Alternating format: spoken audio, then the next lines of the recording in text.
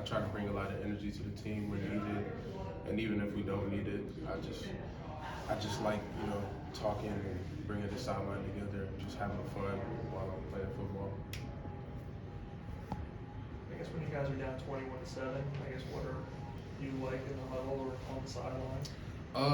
I had a smile on my face because I knew we were just losing to self-inflicted wounds, and I knew we were gonna win. Like I had no doubt in my mind the type of guys we got on the team and the experience, and this is one of those games that made us come together even more and just tell everybody tighten up and let's get the job done.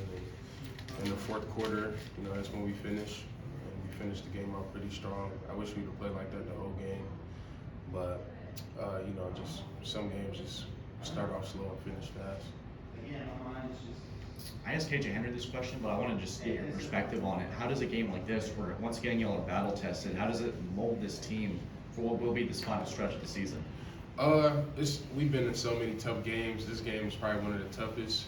Just Syracuse is a great team, and it just showed us that we can win down some touchdowns at home. This team is battle tested. We won in overtime on the road against a good Wake Forest, and now trailing at home to a good Syracuse. It just showed us the ability we have to pull off some crazy wins, and it just shows the type of chemistry this team has.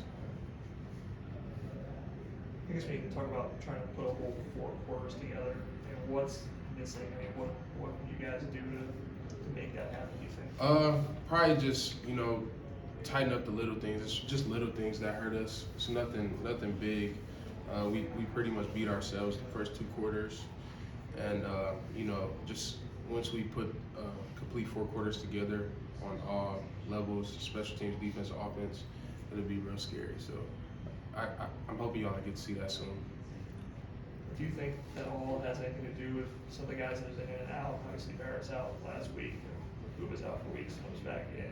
Brzee. I mean, do you think it has anything to do with the shifting pieces? Not really. I really don't know what it is, but we just started off a little slow, and this game taught us a valuable lesson. Just don't take winning for granted because it's hard. It's really hard to win. And so, we celebrate the victories, and we'll talk about it, talk about everything we did wrong today, and move on for it, and look forward to next week. Next week. KJ said he thought some of it was mental, and guys maybe being scared to make mistakes instead of just being in attack mode. Do you sense that and trusting preparation leading up to games? Maybe sometimes, just the crowd was I couldn't even hear Trotter out there talking to me. The crowd was so loud, and I think sometimes maybe it might be a little nerves, but I mean we prepared real good this week. Our guys are flying around, and not that I saw, but I mean it might be the case. I can't read mine. You blocked the pass. How do you relate your basketball skills to finding a block? I want to toot my own horn again, but I'm LeBron James, and it just anytime I see a ball thrown, it kind of makes me get into basketball mode, and I just match the quarterback's hand and I try to bat the ball down. So you blocked a lot of shots in basketball. Yeah, I blocked so many shots. LeBron James. Finding the ball and a quarterback, it's same thing. Easy. Yeah, once I get my hands up, and it just translates to the football field. Just basketball just translates to the football field. So that's pretty easy for me. In comparison to last season, how does it feel to be 8-0 and the only team left undefeated in the ACC? It feels real good. Last year we were sitting here 4-3 or something like that, and it just shows how hard it is to win.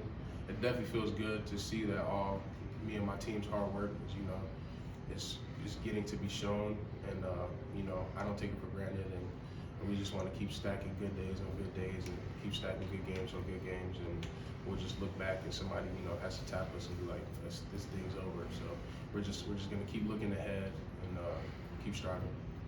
What's been your assessment of the D-line's performance relative to maybe what you expected of this group coming into the season? I think it's pretty good. This is like the first game we've all been together as a D-line. Every other game there's always somebody out, and there's there's so much more stuff we could do better, and I'm hoping we can put that together for this next game coming up. But what are the things you feel like you guys can improve on still? Probably just play more cohesive, play together, and play faster. You can always play faster, and just rally into the ball more. What have you seen in the involvement of Wes Goodwin? How's he changed during the year? Wes is great. He's one of my favorite guys, man. Him and Coach Eason, they work together real good. And Wes is, to me, he's a player's coach. You know, he asks us sometimes, like, what do you guys? You guys like this call? Do you guys not like this call? And you know, to me, that just shows how much humility he has and how much he understands his players, and him asking us if this looks good because we're the ones going out there and running it, you know. And so that just shows what a great guy he is. You feel like you have a spot where you can tell him, no, I don't like this? Yeah, I mean, sometimes I tell him, yeah, I don't like this one. And we might still run it because, you know, I'm not the team. But if the other guys like it and I don't like it, then I'm just going to have to suck it up. Seems like he's pretty good at making adjustments, especially at halftime. Yeah, he's so good at making adjustments. He sees it on the he's a genius. Wes is like one of the smartest people I ever met. And when we get in the locker room, he already has it all planned out. We're gonna adjust to this, this, and this, and then it works. So I don't question his adjustments at all. I guess this is a trivia question, but Robin Big, I think, who was it? Nick Eason compared himself. So you know who Robin Big are? Did you watch that TV? I mean, yeah, I that's from Ridiculousness, right?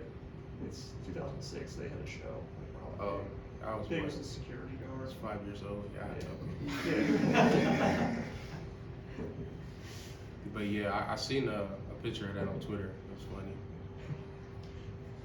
Any questions on Zoom for Ruke?